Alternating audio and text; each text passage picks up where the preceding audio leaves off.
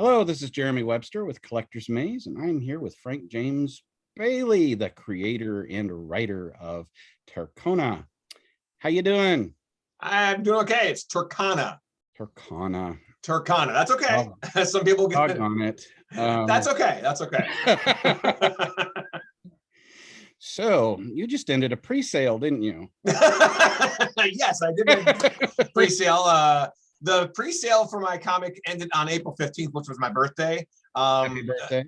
Thank you very much. I'm in my 50s, but I feel young. So I like I'm a very outgoing guy. And even though my body tells me I'm in my 50s, I have a mindset of a younger guy. So, but yeah, my pre-sale was buy four, get the, buy three comics, get the fourth one free. And that ended on my birthday. And it was for the pre-sale for comic number 4, which, by the way, number 4 is available right now. People can go to, which is right over there, Turkana.com. Turkana.com. Anyway, you can go there and you check out the latest comic, which is comic number 4. It's a 36-page comic. You can find out more about it there. It's basically called Fighting Blind, because it's a continuation of comic number 3, which came out last year. And comic number 3 is about this guy. He's a villain that he has a snake charm, and the snake charm kind of makes him mind control people, but he has to be able to see into your eyes. So Brittany gets the idea, what if I blindfold him? But then how's she going to fight? She blindfolded. And that's kind of how the 4th comic pursues and tells you how she fights blindfolded with a little help from somebody else. That has powers that she didn't know how powers. I thought the premise of that was really interesting. And you know, there are a lot of mythological monsters that the eyes or the power. Dracula, Medusa. If you don't look in the eyes, you're okay. But you know, how do you keep from doing that? People draw inspiration from different things, and I drew inspiration from a Disney movie where I think it's Kai or Kay. He's like he hypnotizes his villains, and they're like, oh, no, you know. Oh, like, yeah. Oh, wait a minute. So if you don't look at the snake, you won't be. I drew inspiration from there, but I kind of put it in my own perspective. But still, the Robin Hood movie, the Robin Hood movie has the snake that hypnotizes everybody, and they always catch him halfway through hypnotizing and bonk him on the head. Yeah. Prince John. But again, if you don't look into his eyes, or if you blindfolded, he can't hypnotize you. So. Yeah. So how does a Turkana match up with somebody who controls through hypnosis through the eyes? Well, the interesting thing about Turkana, in comic number 3, we find out that Turkana can't be mind controlled. So matter of fact, they find this guy, and Turkana's looking like, yeah, so, and they make a joke about it in comic number 3. I think Brittany says, well, what's with the funny bling? It's like, because at the time, she's not looking at him. The guy is looking, Bernice is looking at Turkana, trying to mind control her, but he can't, because she can't be mind controlled. Right. So then he mind controls her friend, and then they fight. Turkana has to fight her friend, and that's how he gets away. So, and then when he gets away, she kind of doesn't remember anything about what happened. So it's kind of part of the being hit by, or being mind controlled by him. It's like you don't really remember what happened, and then that's why he can get away. How do you deal with your best friend when your best friend turns out to be used against you? Yeah, exactly. Yeah.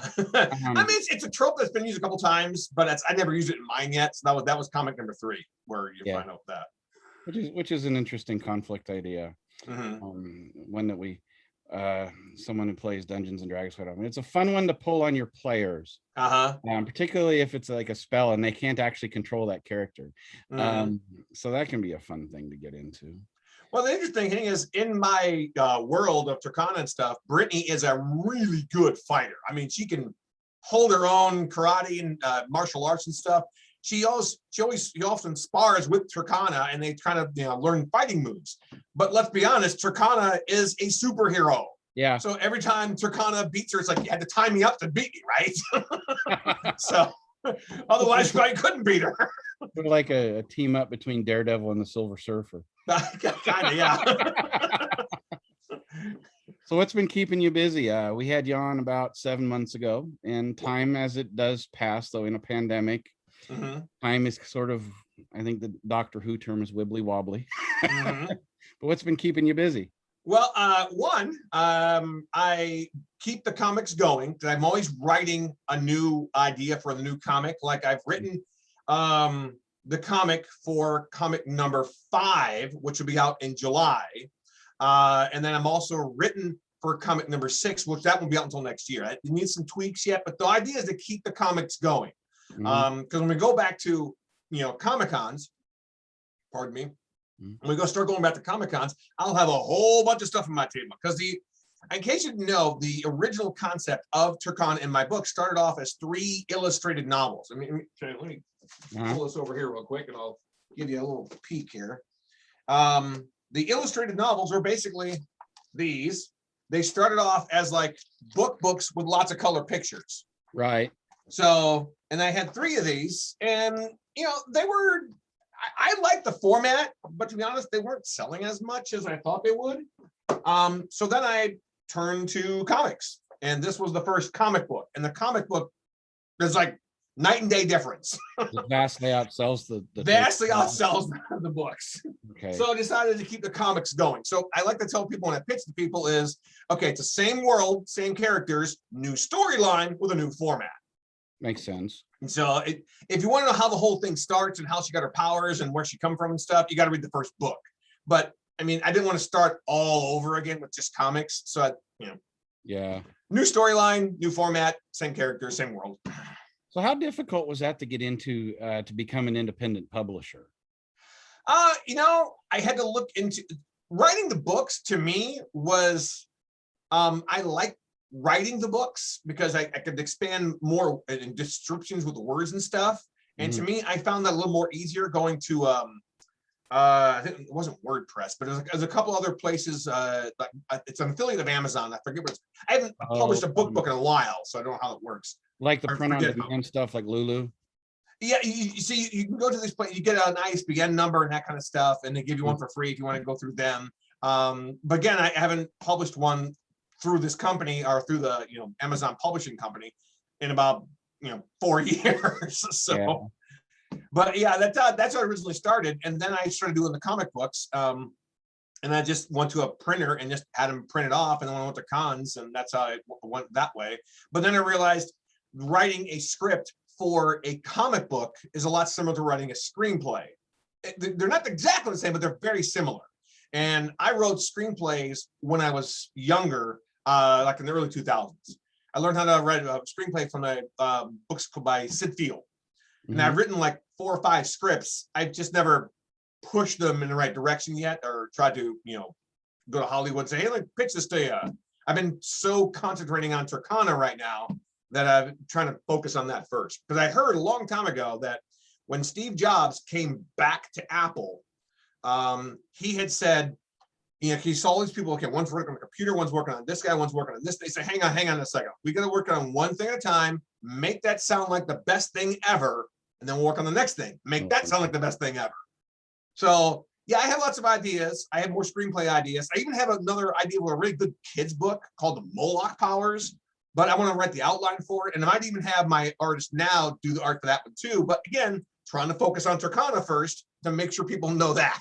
Right. So what is the sort of creative process between you and the artist? Because you write the script up, you send it out, and they're like Marvel had their way of handling that. Different companies have their own way. One that I always found interesting was EC, who did the old science fiction horror comics. They would do the text, and then they would in the box and literally just drop it on the artist, and the artist had to figure out how to work the art to make that. So what is the creative process on your team? A lot of times what I'll do is just, like I said, like writing a screenplay, I'll write the action on top, and then I'll write, this is what Brittany says. This is what so-and-so says. And sometimes he'll take the liberty and put a background and put he already knows where they're supposed to be. Like in comic number 5, they're in this alley. Comic number 5, again, coming out in July, starts off very similar to the trailer for Deadpool 2. When he Deadpool 2. There we go. When there's a phone booth thing happening. I wanted to use a phone booth idea in my things. Because remember, they're 15-year-old kids. They see an old phone with their, what the heck is that? What is that? Yeah. Exactly. So that's again, that's number 5 coming out in July. But when I told him, I had to actually show him what a phone booth looked, because I think he's like 10 years younger than me. So I had to actually find a phone booth, show him what it looks like, and then we're gonna put like little, things on it, like Easter eggs on it, So I had to describe what the alley looked like, because he's from India, and I don't think they have phone booths over there. Why not? I remember the original Superman movie with Christopher Reeve and the old joke from the 30s, where he always ran in a phone booth, changed clothes, and there's a shot in there where Christopher Reeve finds one of the stand-up payphones, just like stares at it. Yeah. Walks off. No. No. Cultural touchstones that disappear. Yeah. So I've noticed that you've got into I'm having my own word issues. You've gotten a lot into doing commentary and reviews for TV and cartoon. Yeah, I was on YouTube for like 10 years doing cartoon reviews, and one of the biggest reasons I got on YouTube doing cartoon reviews was because I know there was people who like cartoons are probably the same people who like my superhero girl, all ages girl Turkana. So if they follow me on YouTube, and then every now and then I post a video about Turkana, they might like that too. It never really took off that well. I mean, I got like maybe less than 100 views per video, and sometimes my videos were like 3, 4, 5 minutes long, sometimes 7 minutes long. Never got that whole lot of views. I just recently moved over to TikTok. Huge difference. TikTok came through. TikTok came through because I have close to, as of today that we're recording this, I have almost 900 followers. I'm trying to get to 1,000. I'm not quite there yet. But I think once you go to 1,000 followers, you can go live on TikTok. And I think once you hit 10,000 followers, you can get in the affiliate program, which means whatever views you have, you're going to get paid for the views. And I'm already building up quite a, it took me, I think I started in January and it's April now. So 4 months and I got almost 1,000 followers. But it took me 5 years over 10 years on YouTube to get like 300 or 400 subscribers. So yeah, I think TikTok is the one I'm going for. And I do mostly cartoon reviews, animation stuff, but I also throw in some Marvel stuff, some superhero stuff, some different, like a review of King Kong, And again, I try not to talk about Turkana too much, but I try to post a video about my Turkana stuff every Saturday. Yeah. Just so here's one video about Turkana. You want to know more about it here, but I'm not going to talk about it all the time. I don't want people to say, I always talking about Turkana. So, I think, there's people out there trying to sell something all the time. I mean, this is a way for people to get to know me, because this way I do cartoon reviews and I do movie reviews and stuff, and talk about the pops I have in my back door there. There you go. Yeah. I do think that one of the things that I like about when I look up Turkana is the fact that you're so into cartoons that you've got a style of book that melds a cartoon sensibility with a comic book sensibility. The visual style particularly. I looked at it and immediately went, oh, okay. As opposed to trying to do, some kind of hardcore Todd McFarlane or Marvel look. It is a look in itself, and it's very cartoon oriented. Like that, was that like, how did you go through the process of deciding on your character designs? Well, the original concept, again, with the original books, I was actually, it was like 2014, maybe early 2015. I was searching for an artist to work with and to draw this. And remember, that was 5 years ago. So my artist at the time, he was like 14. He was just getting started on his website that I hired him from. And I worked with him a couple times, bought a lot of different, I wanted him to draw different versions of Turkana and different versions of the Paige, the girl who's the human girl. Yeah. By the way, just so you know, which is another little trivia thing that people like to hear, Turkana's alter ego is a girl named Paige T. Smith, and Paige is my daughter's name. That's right. So yeah, I named the alter ego after my daughter. How's the daughter feel about that? She was really into it at first, and she really liked it, and she likes to cosplay, but she's 14 now, and she loved My Hero Academia, so she's kind of moved on a little bit, even though she likes the idea of having, hey, that's my name in there, And she likes to cosplay as her own characters, and which is totally fine with me. I mean, It's a thing. I got a 12-year-old daughter, and she's just starting to edge into that what's cool now and what was cool. Yeah. So it's an interesting time of life. Well, I think the cool thing was, and I tell everybody this, it's really interesting how I came up with the idea for Turkana was when my daughter was 7, she looked at me and she said, "Daddy, I don't like princesses anymore. I like superheroes." So the idea was to have a girl who was a princess, didn't want to be a princess anymore, and then she came to Earth, became a superhero. So she just wanted to left that whole princess life behind. It's not like Starfire. It's not like Starburst, the Force of Evil. She just wanted no princess life whatsoever. She's the superhero. That's the whole lot. That was the seed of the idea where it came from.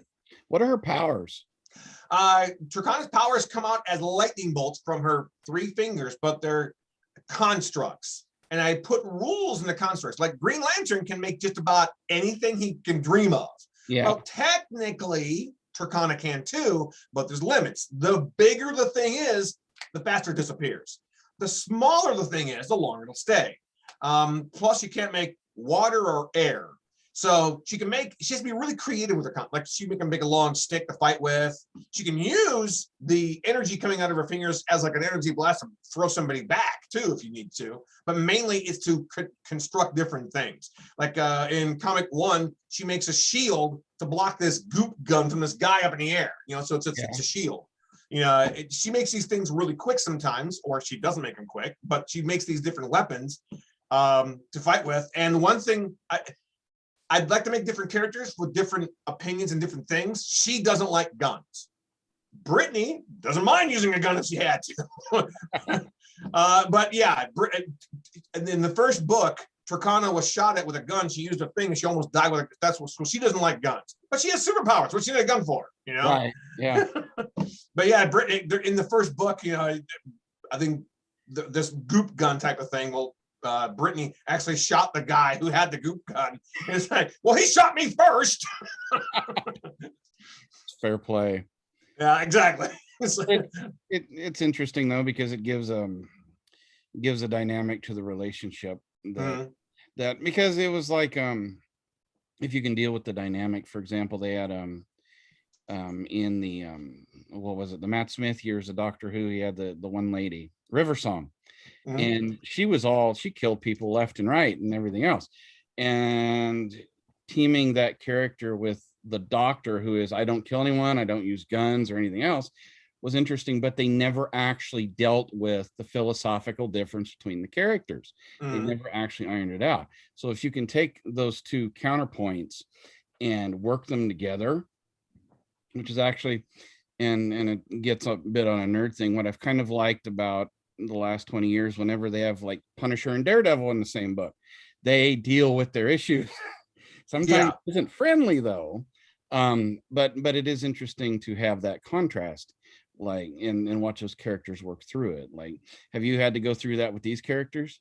A little bit, yes, because Brittany, she likes to wear crop tops, and Brittany doesn't like being called the sidekick. And I kind of put that joke to rest in comic 5 coming out in July. Yeah. Because, and I'll give you a tiny little sneak peek of it. Again, I'm trying to promote comic 4 because that's the brand new one, but yeah, I'm so proud of comic number 5 coming out in July. You got to interview me again because it's about Brittany's sexuality, but the very beginning of it is interesting. They help this woman, this old woman, and this woman, it's like, oh, so how long have you been together? It's like, no, we're not together. We're just, and then Brittany's like, oh, so now I don't mind being called my sidekick, huh? So then of course she, it talks about her home life and how her father's not this. It's like you get the idea these two are really good friends. One's straight and one's not, but they're really good crime fighting team together. That's in comic number 5 coming out in July. But my biggest thing right now is I'm trying to promote comic number 4, even though it just came out. But I can't wait to start talking about comic number 5, which come out in July. So the fresh and the new. Yeah, exactly. Yeah, the fresh and the new on the ideas is what you're always more excited about. Yeah, exactly. Well, like I said, I've also written comic number 6, which isn't going to come out until next year. But I'm trying. I got to tweak it because there's some things that that doesn't make sense. Okay, I got to fix that first. You go through the script and you try and fix the things, and then you send it to the artist, and he tries to draw different things and make it look right. So, yeah, it's an adventure. It's an adventure.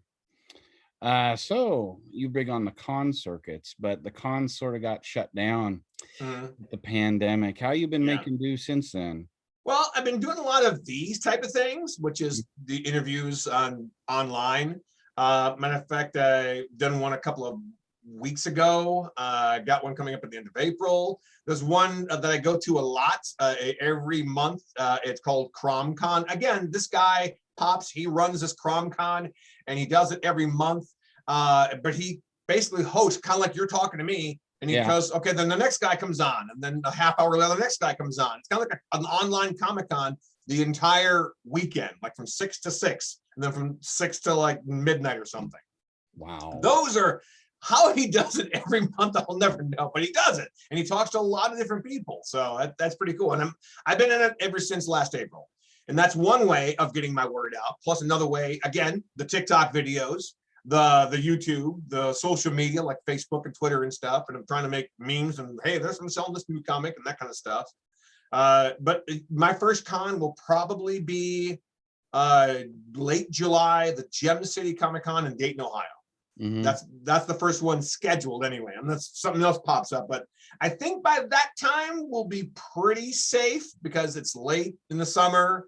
And I have another one, the Cincinnati Comic Expo coming up.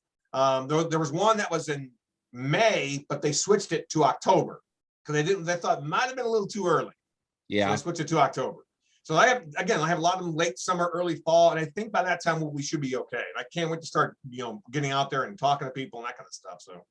Do you do the national circuit, or do you do a regional circuit? Or I do a little bit of a couple of small ones, couple of bigger ones. I mean, to me, bigger one is 3-day con. I haven't been to like New York Comic Con or the one in LA, the Comic Con International, a real big one. Oh, yeah. Lasts for a week. I haven't been to that one yet. I really want to. I really want to check some of these bigger ones out. But I think I'm gonna, since the pandemic is kind of slowly getting back to normal. I'm thinking of try and get tables at some bigger cons for 2022. And a lot of these cons I'm going to this year were basically cons from last year that were rescheduled because, hey, here's your table. You couldn't go last year, Gem City, Cincinnati, those cons. And so I'm thinking of trying to schedule some bigger cons for 2022 because I'll have a bunch of stuff on my table. I'll be able to tell everybody about it. So that's the goal anyway. The giant, massive San Diego Comic-Con. Have you thought about that one? That's what I've thought about. I really want to. A lot of people tell me to go there just to check it out and walk through it first before you try and get a table there, because it might not. It might be too big for you. You never know. Yeah, the table could be very expensive. Exactly. I don't know what they even run, to be honest with you. But I the highest I've ever paid for a table, I think, was around $300, and again. That was, I think, for the Cleveland Wizard World, but I got it just. I think they try to have these different things where you can buy a table for like, I think it's like sold in. I bought it in September, but the con wasn't until like February, like early February. Early March, and that was last year. So if you buy it in like the first 2 weeks, they offer them. They have them like a special early bird price, and then it's like after the early bird price, it goes up like $50. And then it's like by the end of the year, if there's still any left, they'll have another $50 added to that. So if you get them really early, you might be able to get in. That's what I did. I got it really early for like under $300. So, nice. Yeah. Get it in there. I'm looking forward to putting a spread out on a table again. Yeah, exactly. Yeah. I would imagine that while Zoom like this, it serves its purpose for the time, and we've done a lot with it, that there's just a real difference between like what we're doing right now, but actually having someone there and watching people, look through the books and being able to talk with them in person. Exactly. Yeah. That I personally just like talking to people. Like somebody's walking by, it's like, oh, that's a cool cosplay outfit. That's awesome. And sometimes they'll just come by and we'll take a look at things. It's like, oh, what's this? And that when I'm at my table, I have little freebie things. Like I have stickers, and bookmarks and that kind of stuff. So I those things are free on my table. And a lot of times, oh, is this free? Oh, yeah, sure. I mean, after all, I got to be able to get them. If they don't want the book right now, they have to be able to go home and know what to look up. So know what to look up. Yep. Bookmarks and stickers and buttons and every other thing. Yeah. And my wife is one. Whenever there's a local thing, she's always with all the buttons and the stickers, always with all the buttons and the stickers. Yep. Well, what can we look forward to in the next year or so? Anything big on other than Turkana 5? Well, yeah, Turkana 5 coming out in July, and there's a Reasons coming out in July, but I'll get to that later. If you understand what July means to a lot of people, you'll understand, I see what you did there. It's a marketing idea. Okay. Anyway, yeah, that's the next one coming out in July. And hopefully I'll have all those books on my table to go to the Comic-Cons coming up in end of the year. People can always go to Turkana.com and read samples of the books. I put the first comic of comic number 1 called Who's Day Baymont. I put that on the website for a free read. It's kind of like a web comic. I did that because I have 4 comics. I'm going to have number 5 coming out soon. Why not have the first one? Hey, you can read that one for free if you want, This way it gets people hooked. Yeah, that's a great idea. The other ones, you can read the first 5 or 6 pages. Even with comic number 4 out right now, you can go there and just kind of click on the cover to the comic number 4 called Fighting Blind and read the first 5 or 6 pages, kind of get you interested. Oh, okay, I see where it's going with that, And kind of, like I said, I've written comic number 6, which will be out next year, but I haven't really tweaked it yet. So that's what I'm working on. And we talked about, I'm working on my TikTok videos. So if you can want to look me up anywhere, it's real simple. Just look for Frank James Bailey. I mean, I've created a very good internet footprint for the past 10 years. So I'm on YouTube, I'm on Twitter, I'm on Instagram, I'm on TikTok, Facebook. And there's a Facebook group called the Turkana Fan Club. It has like 1,400 members, I think. And a lot of people there post fan art of Turkana, which is really cool. There's some kids who are drawing Turkana from Africa, which blows me away. Yeah, I was looking at fan gallery art, and it was really kind of amazing. There was one from Brazil. There was one, like you're saying, and they all have kind of their own take on it. Like some of them were real photorealistic. Some of them were more sort of a kids drawing stuff. Yeah, or a Jack Kirby type comic thing, or an over exaggeration. It was really interesting seeing the different interpretations, or people draw Spider-Man, they just draw Spider-Man. Yeah. But it was neat that there were so many different takes on it. Well, that's what blows me away. It's like people seem to really the character Turkana, and of course Brittany too, but the character just seems to resonate in somebody's mind. It's like, oh, the blue hair, the lightning bolt, oh, that's pretty cool. So they want to draw her. It's like, well, yeah. And I've gotten people on TikTok drawing her already too. So I thought that was pretty cool. So yeah, and I tell them, if you don't mind, I'll put you on the website. This way people will see your art on my website and they'll go, So it's my way of helping out other artists. And again, to be honest, I've actually bought a few from people just to, some people just do it because they want to. And sometimes occasionally, oh, I like your, tell you what, I'll give you, 10 or $15 and maybe you can, draw Turkana if you want, So, I paid them. It's still their version of Turkana. So. Which is cool. Yeah. And that's what it's about. There's a certain community. Yeah. And the community aspect of comics is always really cool to see when it comes together in a positive way like that. Awesome. Was there anything that we haven't talked about that we should? Generally, I think is most of the Turkana stuff, and of course, I do voice acting stuff too. But I haven't. I've done some other. Again, I don't concentrate as much on voice acting as I did. But if somebody calls me up and says, "Hey, can you do a movie trailer for me?" In a world where this is the, then I do what they want, what they ask. So if they want me to, I have a studio over there, and I've just been concentrating a lot on my videos for TikTok and pushing the comics forward and stuff. And the main goal somewhere down the road is to turn Turkana into a cartoon, and to turn Turkana into an animated series on Netflix, HBO Max. I don't see it as a Disney series, but on the other end, it could be. I'm not gonna. It's like, oh, Disney, you want? Well, I don't know. If they wanted it, I might just say yeah. But I can totally see it on HBO Max or Netflix. And they've done a little more cutting edge stuff on it. Yeah. Animation than Disney does. Mm-hmm. And Disney with the Marvel properties and with Star Wars properties and such, yeah. But those are also comfort food properties in a way. Easily recognized. They're not particularly out for new. They're just come back and who loves you. Whereas they have a couple of new shows out that haven't. I think the one that's currently running on Disney, and it goes, I think, the Disney Plus after a while, is Amphibia. This girl's kind of, when their three friends are kind of trapped in like a frog type of land called Amphibia, and there's a rebellion going on, and they're trying to get it home and that kind of stuff. It's an interesting, cute show. But the other one that a lot of people seem to like was the Owl House. You ever heard of that one? No. Yeah, the Owl House is on Disney. Now, it's only ran through season 1, and that the writing on that was very good too. I've seen all the episodes. That's on Disney Plus. It's basically this girl goes through this portal of some sort, and she's Latino, and her mother says, you need to go over here, do this and that, and she somehow goes to this door, and she meets up with this wild witch girl, and she wants to learn witching from her, and then she becomes new friends and goes to school. So it's a very interesting. Again, it's a new show called The Owl House on Disney. Well, the first season's on Disney Plus, but I don't know when they're going to come out with the second season. They should come out the second because they left the first season with a big cliffhanger. So that's a cool idea for a series, though.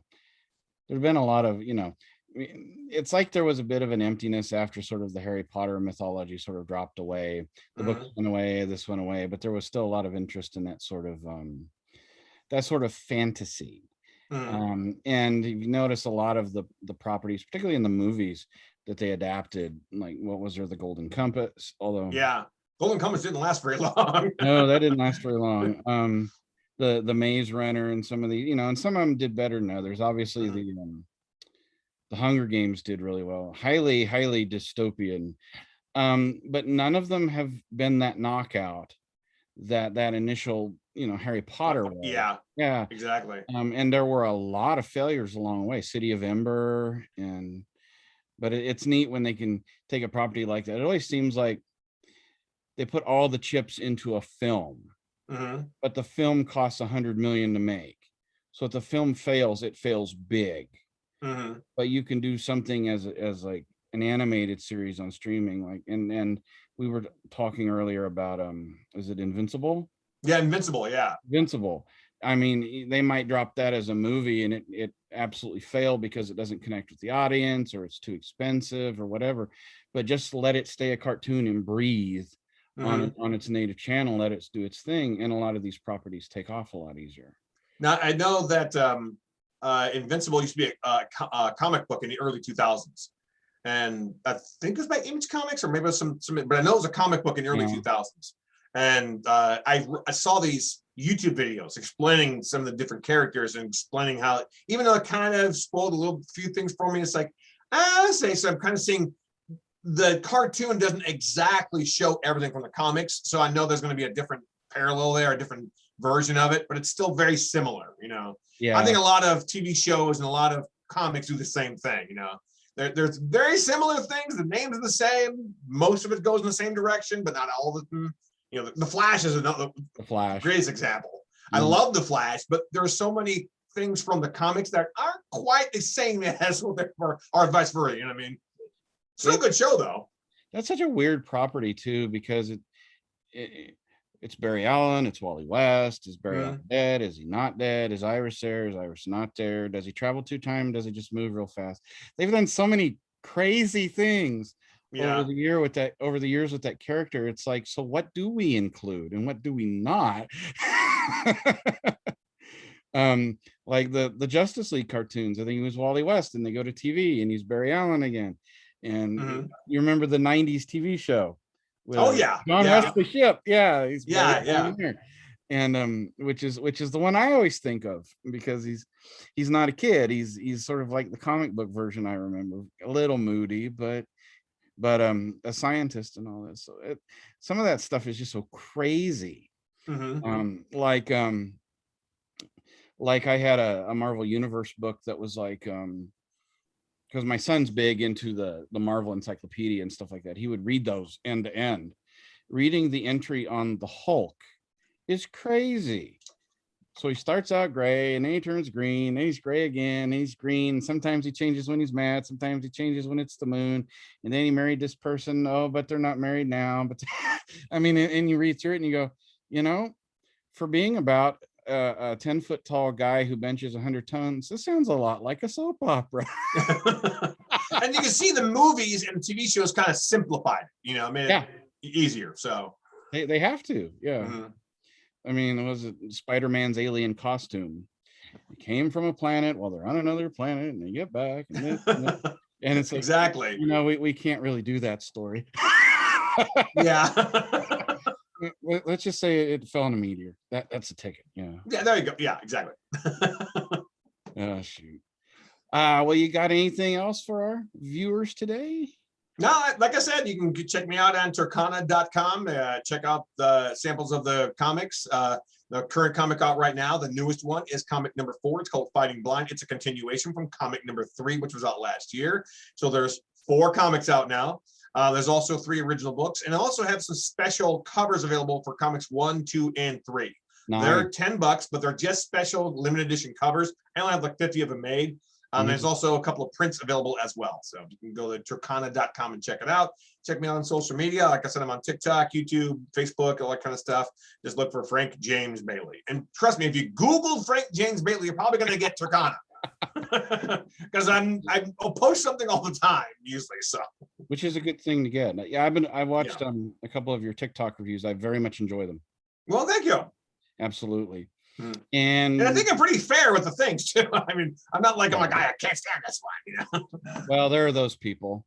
Yeah. But I think a lot of those people went in thinking they were going to do that when they went in. Yeah. And there's not much you can do about those people. I mean, they're loud and they are what they are. But and sometimes the loudness and the swearing just gets people's attention. That's how they get the views. You know, I rather get the views by, I kind of agree with you on that one. Yeah, you know. It's one thing to have an honest view. It's another thing to be snarky for the sake of snark. Yeah, exactly. Which kind of was bred out of the Mystery Science Theater crowd. You know, you got the people who actually liked the movie even though it was bad, and then you got the people who are like, no, I watch this intentionally because it's terrible. Yeah. just so I have an easy target to throw verbal darts at, you know. Yeah, exactly. You want to stop back by when 5's coming up? Give us that'd be awesome. Awesome. Let me know when. And this has been Frank James Bailey, and I'm Jeremy Webster with Collector's Maze. Thank you, and I hope you have a quiet, peaceful Sunday.